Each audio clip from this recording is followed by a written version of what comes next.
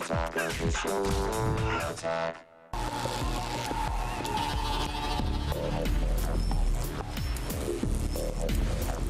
are going mad for Gadget Prawn. There it is, Gadget Prawn's own Ron Jeremy. Chris Hardwick is here. How are you, sir? This crowd is electric, but unplugged. All right, I'm okay. I broke a toe, so if you can see, I'm in a cast. It looks like a giant ked. Yeah, that's really, I think they'd be more stylish at this point. Yeah, nope, I just look like a man boy. Which is, you could bedazzle it or something. I could bedazzle it. You can never bedazzle too much. But hey, forget about my toe. Today we have a home theater audio system from Samsung that will give you 5.1 surround for less than $500. Oh, please, allow us to tell you more. Before the economy crumbled, you bought an HD TV and a Blu-ray player, but how are you going to scrape together enough for audio? Samsung has you covered with the AS730 home theater. It pumps 650 watts to 5 speakers and a subwoofer and acts as a switcher with 3 HDMI and 4 digital audio inputs. Get quality 5.1 surround for cheap at $440. When are they going to start cornifying the graphics and just having unicorns pop up all over the place? It's just so random. But I dig it. Okay, so no this, sparkles by the way, fly does out not of this. sparkle. Yeah, it won't you should make know 3D that. photos of your family rotate around you. Nope, it's not like some weird LSD trip. It's just a receiver with some speakers. It is a unique home theater in a box since it does come with an AV receiver rather than a DVD or Blu-ray player. Right. This thing has 3 HDMI inputs, 3 digital optical ins, 1 component, 2 composites. So, I mean, that sounds like a beefy receiver, but do you think they should have actually included the DVD player instead, well? You know, I think when I like devices that have dedicated functions. So, like when you start piling stuff on top of each other, then overall the units suffer as a whole. I think so. Like, oh, it's the all-in-one.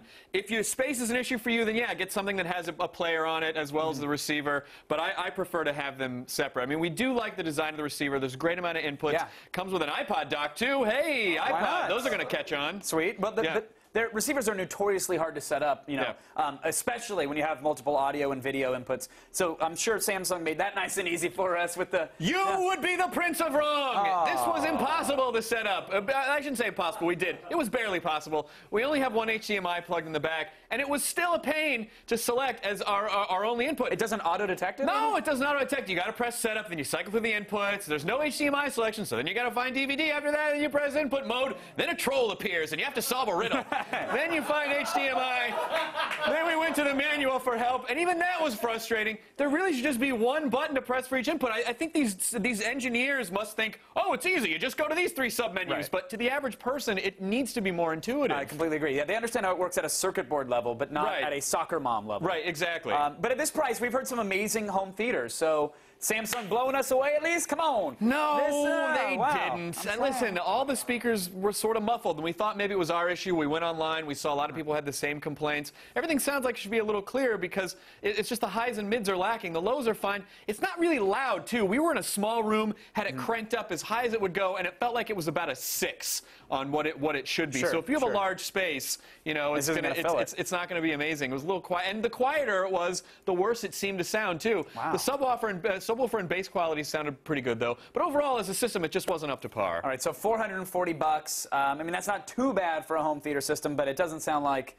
I mean, it comes with a troll, which is sweet. But a troll will appear and take your children if you don't answer the riddle correctly. Well, but otherwise, otherwise, it's not worth it. Listen, if this was tough for us to set up, then just as like I'm Johnny Consumer, you're going to have hey, Johnny, a tough time. you're screwed. Yeah, you're kind of screwed. I think you're better off getting a Panasonic or another Samsung theater. I was kind of disappointed. I love Samsung products mostly, but I think this just didn't cut it overall. What if we spray it with a little sex tornado? What if we just get a little dusting of sex tornado? Now I want to have sex with muffled sound. Oh, good. Yeah. Muffled sex sounds great. What's your rating? I'm going to give it 2 out of 5. Samsung, normally they hit the mark with our audio products, but... Did you squeeze the musk sacs out of a deer for that? That's really overwhelming. Overall, this is subpar on all levels. And I would also say I would like to go ahead and rate my toe.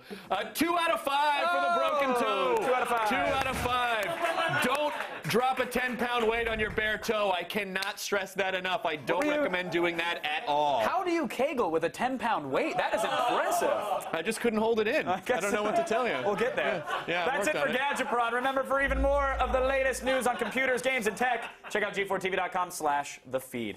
And I'm sorry for spraying that. That's real bad.